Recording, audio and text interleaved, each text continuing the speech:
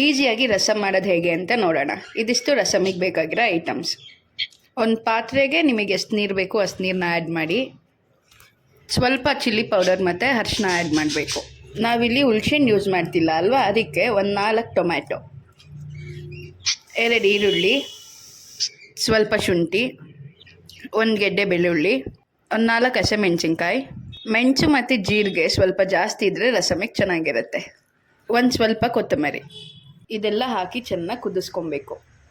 ಕುದ್ದಾದ್ಮೇಲೆ ಚೂರು ನೀರು ಇಲ್ಲದೆ ಇರೋಂಗೆ ಸಪ್ರೇಟ್ ಮಾಡ್ಕೊಬೇಕು. ಬೇಯಿಸಿರೋದೆಲ್ಲ ಈಗ ಮಿಕ್ಸಿಗೆ ಹಾಕ್ಕೊಂಡು ರುಬ್ಕೊಬೇಕು. ಸ್ವಲ್ಪ ತರಿಯಾಗಿರಬೇಕು. ರುಬ್ಕೊಂಡಿರೋದನ್ನ ಈಗ ಒಂದು ಪಾತ್ರೆಗೆ ಹಾಕೊಬೇಕು. ನಾವು ನೀರು ಆಗಲೇ ಸಪ್ರೇಟ್ ಮಾಡಿದ್ವಿ ಅಲ್ವಾ, ಆ ನೀರನ್ನ ಈಗ ಆ್ಯಡ್ ಮಾಡ್ತಾಯಿದ್ದೀವಿ.